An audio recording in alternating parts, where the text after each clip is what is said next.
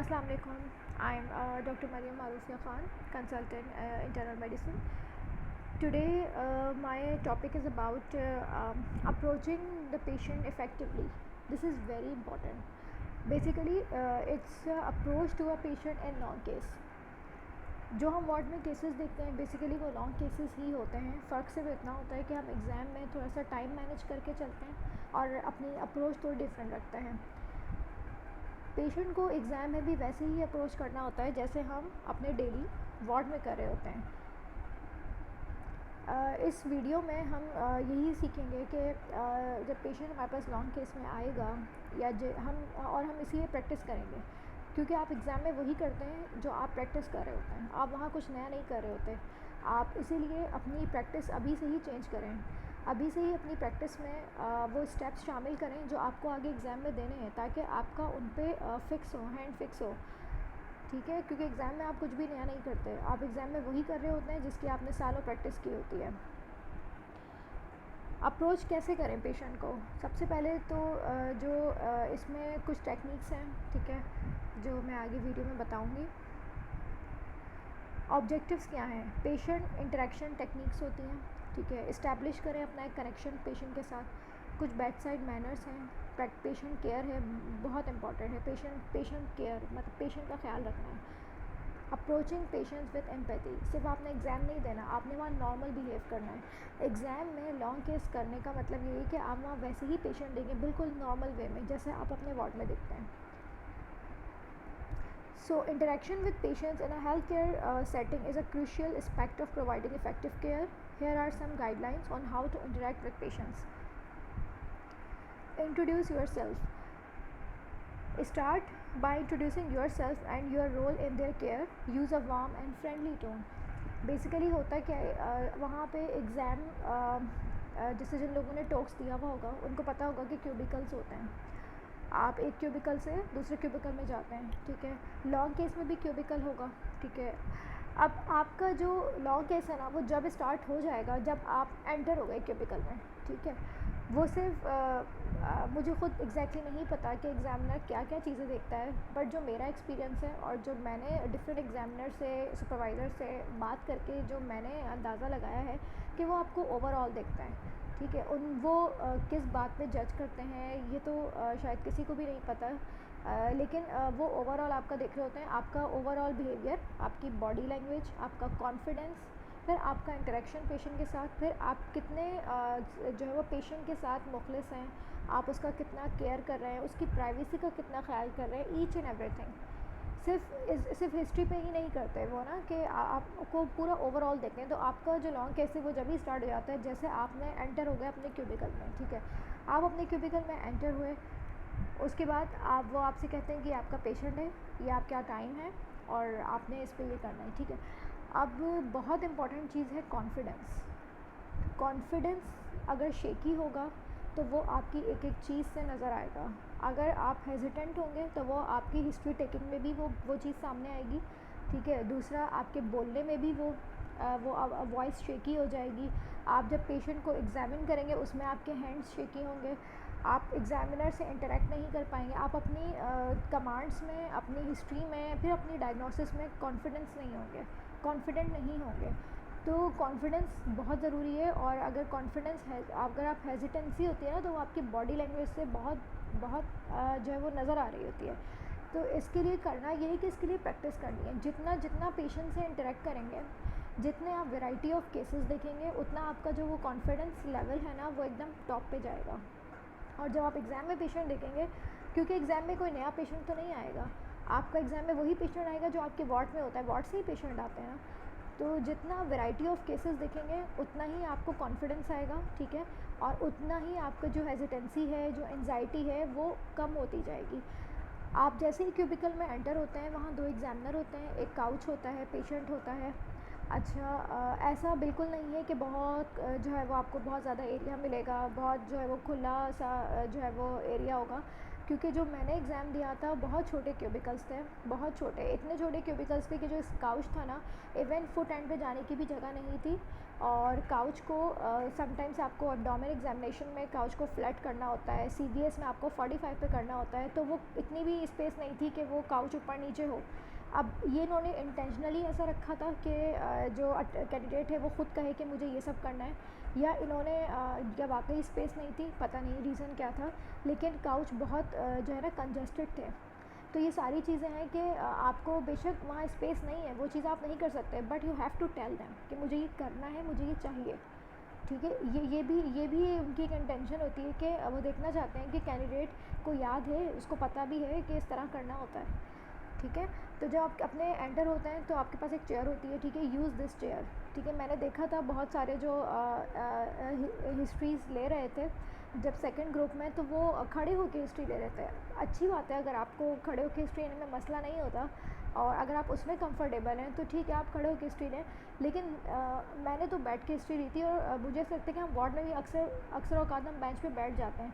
बैठ के हिस्ट्री लेने के फ़ायदे ये हैं कि एक तो बैठने से आप खुद रिलैक्स हो जाते हैं। ठीक है, आप की जो एक एंजाइटी, जो एक हरीनेस होती है, वो ख़ुद ख़त्म हो जाती है। आप बैठ जाते हैं, रिलैक्स हो जाते हैं। लिखने के लिए आपको थोड़ा सा मिल जाता है कि आप अपने जो है लेग्स पे, थाइस पे रख के लिख सकते हैं। खड़े खड़े कैसे लिखेंगे, क्योंकि वो पेपर देते हैं और पेन देते हैं लिखने के लिए आपको। ऑल्दो लिखने का टाइम नहीं होता, लेकिन आपको कुछ चीज़ें लिखनी चाहिए वहाँ पे, तो वो जो आप लिखते हैं वो बैठ के आप आराम से लिख सकते हैं। प्लस आप जब बैठते हैं ना, तो आप पेशेंट के लेवल पे आ जाते हैं। ठीक है, जब आप खड़े होते हैं तो पेशेंट समटाइम्स लेटा होता है, बैठा होता है, तो जब आप बैठे होते हैं और पेशेंट भी जो है वो काउच, तो वो बिल्कुल लेवल पे आ जाता है। प्लस फिर आपको पीछे का पढ़ना ही आप भूल जाते हैं कि पीछे एग्जामिनर है क्या है, बस फिर आप होते हैं और पेशेंट होता है। तो ये एक ना ये एक अच्छा कॉन्फिडेंस आपका जो है वो बिल्ड होता है यहाँ से। ठीक है, फिर दूसरा आपकी हिस्ट्री स्टार्ट होती है। ठीक है, हिस्ट्री कैसे लेनी है, हिस्ट्री का क्या टेम्पलेट है, वो नेक्स्ट वीडियो में बताऊँगी। जब आप पेशेंट से हिस्ट्री, सबसे पहले तो आप इसको इंट्रोड्यूस करें। ठीक है, आप हैं कौन, ठीक है, आप क्यों आए हैं यहाँ पे, थोड़ा सा बता दें कि मेरा एग्ज़ाम है, ठीक है, ये एग्ज़ामिनर्स हैं, मैं इनसे आपका केस डिस्कस करूँगा या करूँगी और मुझे आपके ताउन की ज़रूरत है।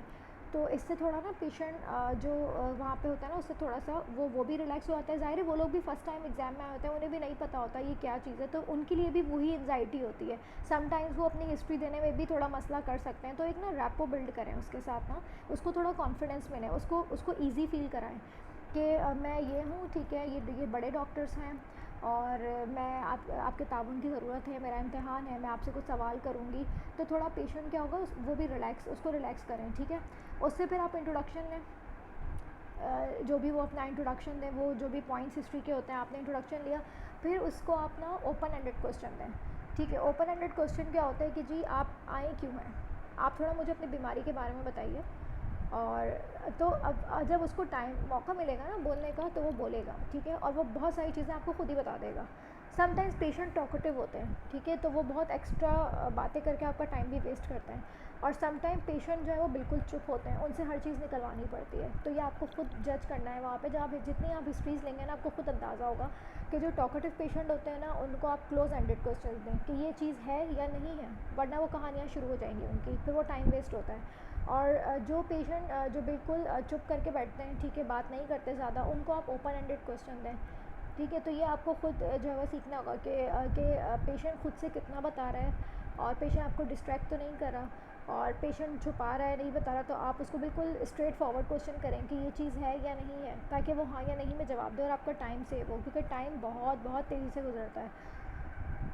ठीक है, तो active listening is very important. ठीक है, और पेशेंट को भी बुरा लग जाता है कि अगर आप उसको बीच में रोक दें कि जी आप चुप हो जाएं या आप मुझे ये बताएं, थोड़ा सा उसको बोलने दें। ठीक है, उसको बोलने दें। आप वो जो कहे अपनी प्रेजेंटिंग कंप्लेंट बताएं, आप उसमें से अपने काम की चीज़ें निकाल लें। ठीक है, प्लस पेशेंट की सिर्फ आप ये ना सोचें कि आप जो है ना, मुझे बहुत सारे एग्जामिनर्स हैं और ख़ुद मेरे प्रोफेसर ने भी मुझे एंड तक ये कहा कि वहाँ ऐसे ही पेशेंट देखना जैसे वार्ड में देखती हो, एग्ज़ाम की तरह नहीं देखना, कि बिल्कुल आप जो है नॉर्मल बिहेव करें, कि जैसे आप नॉर्मल पेशेंट्स देखते हैं।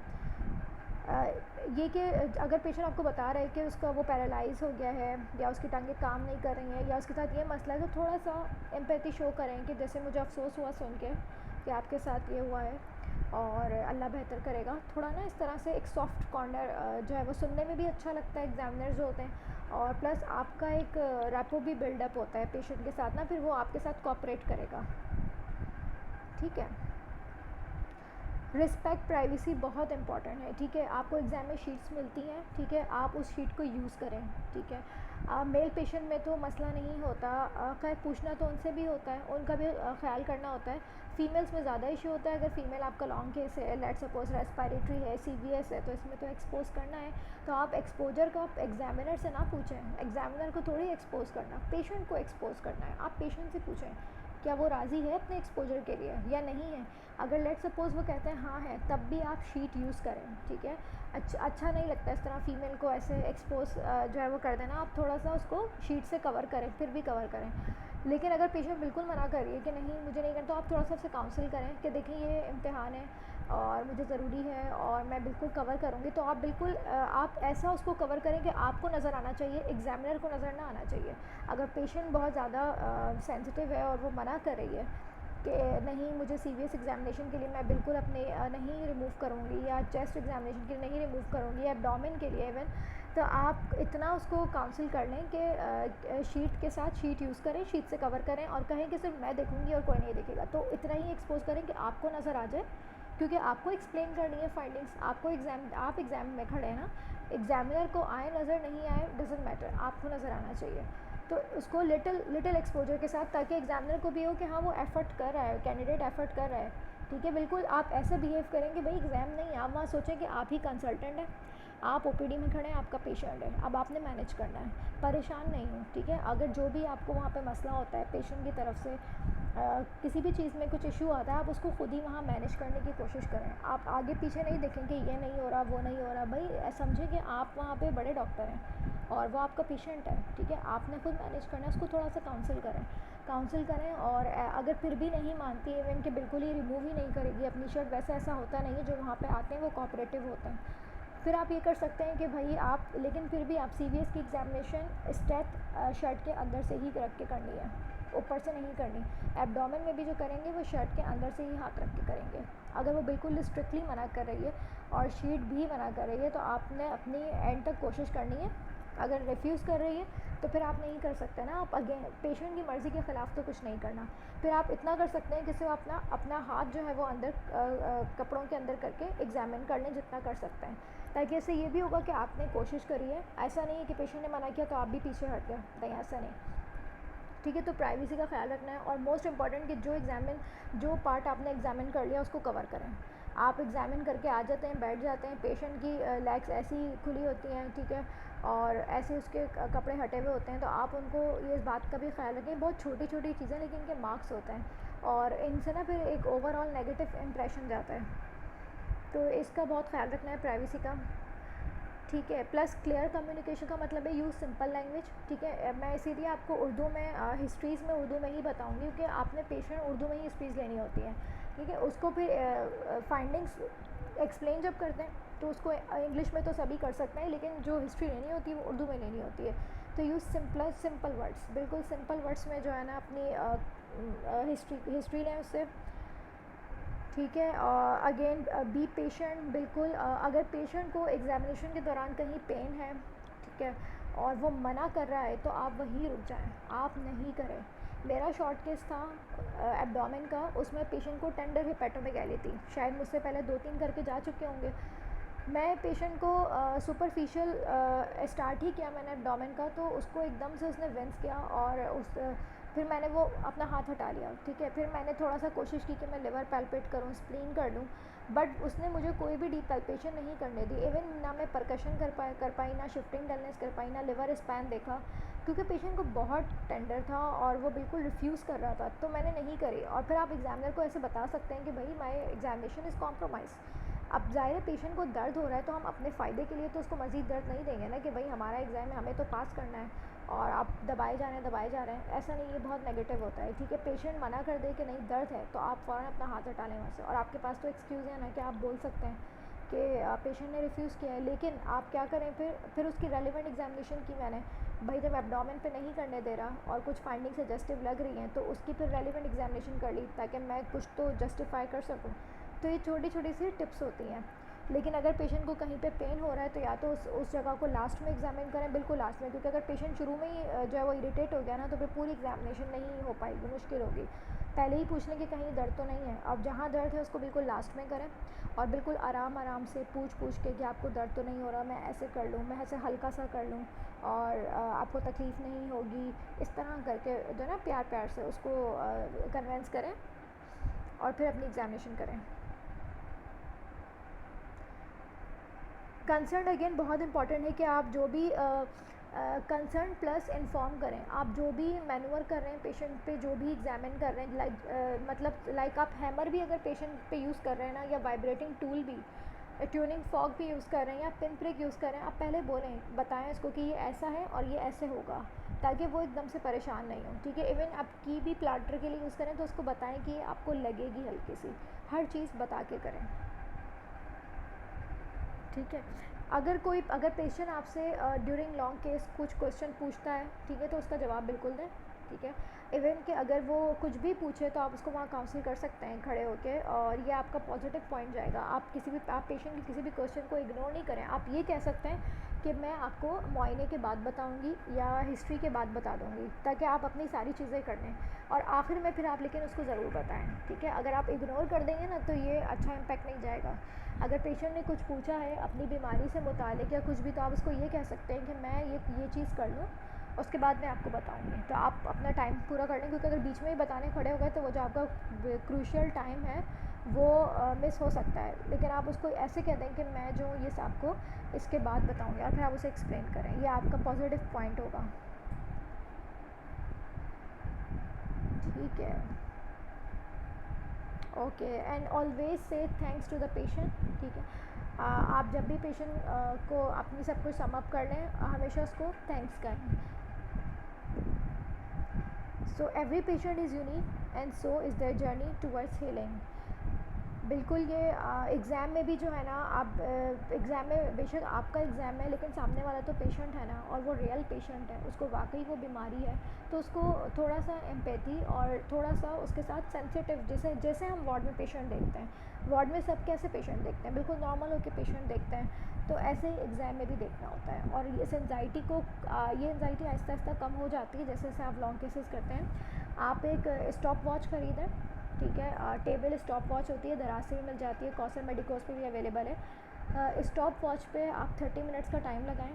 ठीक है, लॉन्ग केस के लिए, शॉर्ट केस के लिए 5 मिनट्स का टाइमर लगाएं। और जब आप पेशेंट पे जाएं एग्जामिन करने, आप उसको रखें क्लॉक को वहाँ पे, और फिर आप जो है ना अपनी हिस्ट्री और एग्जामिनेशन कंप्लीट करें and try to complete in that limited time. ऐसे ही आपकी प्रैक्टिस होगी। और इवन मैं तो एग्ज़ाम में भी अपनी वो क्लॉक लेके गई थी, आप भी लेके जा सकते हैं। एक टाइम तो भाई वो है जो एग्ज़ाम का है, एक टाइम वो एक क्लॉक मेरी है जो जिससे मैं चलती हूँ, तो जिससे मैंने अपनी प्रैक्टिस करी थी, मैं उसी को वहाँ लेके गई थी। तो बेशक आप, कुछ लोग रिस्ट वॉच पहनते हैं, मुझे रिस्ट वॉच में इशू होता था कि मैं बार बार रिस्ट को देखूँ, तो मुझे ये था कि सामने कोई एक घड़ी हो, कोई टाइम चल रहा हो, तो मैं उसको देखूँ। तो जो आपकी फिजिबिलिटी हो, लेकिन आप टाइम से करें। ठीक है, आप लॉन्ग केसेस टाइम से करें, ताकि आप एग्ज़ाम में भी टाइमली कंप्लीट करें। और हिस्ट्री आपकी 8 मिनट्स में हो जानी चाहिए। 8 मिनट्स में नहीं होती, समटाइम बहुत एक्सटेंसिव हिस्ट्री होती है, तो मैक्सिमम 10 मिनट्स। HOPC आपकी 10 मिनट्स में हो जानी चाहिए। उसके बाद आप एग्जामिनेशन के लिए खड़े हो जाएं, फिर आप मीनवाइल एग्जामिन करते जाएं और इम्पॉर्टेंट चीज़ें उससे पूछते जाएं। यही तरीका होता है। ऐसा नहीं हो सकता कि आप सारी हिस्ट्री लेके फिर एग्जामिनेशन करें, क्योंकि जितना आप डिले करेंगे ना, आपके ऊपर बर्डन और एंजाइटी बढ़ जाएगी, क्योंकि एग्जामिनेशन में टाइम लगता है। आप एग्जामिन करते हैं, प्लस पेशेंट समटाइम्स स्लो होता है, वो आहिस्ता से मूव हो रहा है, कमांड देर से फॉलो कर रहा है, कमांड समझ नहीं रहा है, टाइम वेस्ट होता है। ऐसा नहीं है कि 10 मिनट में आपकी सारी एग्जामिनेशन हो जाएगी, नहीं। तो इसलिए हिस्ट्री को 10 मिनट्स, मैक्सिमम 10 मिनट्स में आप खड़े हो जाएं, चाहे आपकी जितनी भी हिस्ट्री हो। कोशिश करें प्रैक्टिस में कि हिस्ट्री 10 मिनट्स में हो जाए, और HOPC तक तो हो जाए। उसके बाद फिर आप उसका बाकी हिस्ट्री आहिस्ता आहिस्ता एग्जामिनेशन भी करते जाएं और हिस्ट्री भी लेते जाएं। ठीक है, नेक्स्ट स्लाइड में मैंने जो बनाई है उसमें मैंने बताए हैं कि कौन कौन से लॉन्ग केसेस के टॉपिक्स हैं जो हम कवर करेंगे, और जो लॉन्ग केस के टॉपिक्स कवर करती जाऊंगी, उसके साथ में उसके रेलेवेंट जो भी वो एग्जामिनेशन तो लास्ट में बताऊंगी, जो रेलेवेंट टॉपिक्स पढ़ने वाले हैं वो मैं साथ में अपना लिंक जो है वो वीडियो के साथ शेयर करूँगी, तो आप उसको देखते जाएं, उसके जो जो चीज़ें हैं जो आपको उस केस के मुतालिक चाहिए होंगी। ठीक है, ओके, थैंक यू, अल्लाह हाफ़िज़।